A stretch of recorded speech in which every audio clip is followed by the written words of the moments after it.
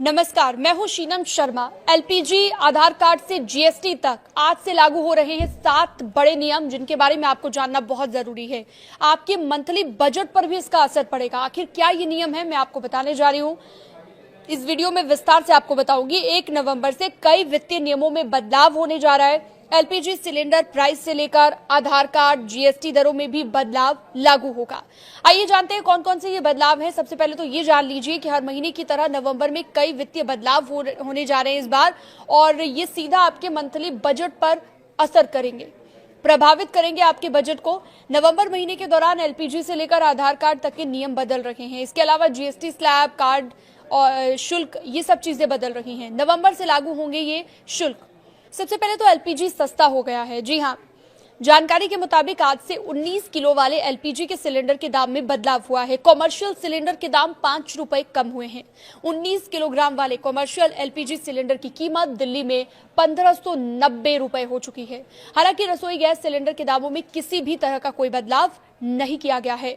आखिरी बार ये बदलाव अप्रैल में किया गया था। आधार को लेकर भी अपडेट आया है। आधार अपडेट करने को लेकर रिवाइज हो गया है चार्ज, यानी कि जो फीस आप पहले देते थे वो अब बदल गई है। भारतीय विशिष्ट पहचान प्राधिकरण यानी कि यूआईडीएआई की तरफ से बच्चों के आधार कार्ड में बायोमेट्रिक अपडेट के लिए लगने वाला 125 रुपए का शुल्क अब माफ कर दिया गया है। यानी कि बायोमेट्रिक अपडेट कराना बिल्कुल फ्री हो गया है। ये चार्ज 1 साल तक माफ किया जाएगा। वहीं वयस्कों की अगर बात करें, अडल्ट्स की बात करें, तो नाम, डेट ऑफ बर्थ, एड्रेस या फिर मोबाइल नंबर जैसी डिटेल अपडेट करने की कॉस्ट 75 रुपए है, जबकि फिंगरप्रिंट या फिर आइरिस स्कैन जैसे बायोमेट्रिक अपडेट की लागत 125 रुपए होगी। इसके अलावा अब आप बिना कोई सहायक दस्तावेज के जमा किए अपना आधार, पता, जन्म तिथि या नाम ऑनलाइन ही अपडेट कर सकते हैं। ये नियम आज से लागू हो चुका है।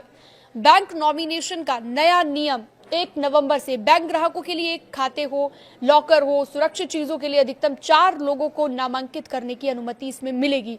यानी कि नॉमिनेशन, जो आप पहले नॉमिनी जिसका आप नाम दिया करते थे। इस नए नियम का लक्ष्य इमरजेंसी में परिवारों के लिए धनराशि तक पहुंच को आसान बनाना है और स्वामित्व संबंधी विवादों से बचना है। ग्राहकों के लिए नामांकित व्यक्ति जोड़ने या फिर बदलने की प्रक्रिया को भी सरल बनाया गया है। नए जीएसटी स्लैब को लागू किया जा रहा है। 1 नवंबर से सरकार ने कुछ वस्तुओं के लिए विशेष दर के साथ 2 स्लैब जीएसटी सिस्टम लागू कर दिया है। पहले जीएसटी स्लैब जो है 4 जीएसटी स्लैब थे, 5% का, 12% का, 18% और 28% का। लेकिन अब 12%, 28% की स्लैब को हटा दिया गया है। लग्जरी और हानिकारक वस्तुओं पर 40% जीएसटी लागू किया गया है। इस कदम का उद्देश्य है भारत के इनडायरेक्ट टैक्स इंफ्रास्ट्रक्चर को बेहतर बनाना, सरल बनाना। इसके अलावा एक और बड़ी जानकारी, एनपीएस से यूपीएस की डेडलाइन बढ़ा दी गई है।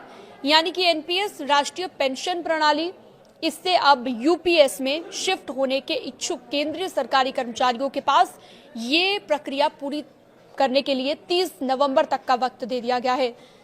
और विस्तार से कर्मचारियों को समीक्षा करने के लिए, बदलाव करने के लिए और ज्यादा वक्त दे दिया गया है। तो कह सकते हैं उनके लिए भी एक अच्छी खबर यहां से निकलकर सामने आ रही है।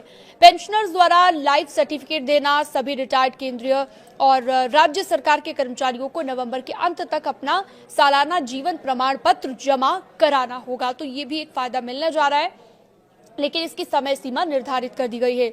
अब एसबीआई कार्ड होल्डर्स की बात कर लेते हैं। उनके लिए नए चार्ज आज से लगने जा रहे हैं। 1 नवंबर से एसबीआई कार्ड यूजर्स को मोबीक्विक और क्रेड जैसे थर्ड पार्टी ऐप के माध्यम से किए गए शिक्षा संबंधित भुगतान पर एक शुल्क का सामना करना पड़ेगा। इसके अतिरिक्त एसबीआई कार्ड का उपयोग करके डिजिटल वॉलेट में 1000 रुपए से ज्यादा की राशि डालने पर भी 1% का शुल्क लगेगा।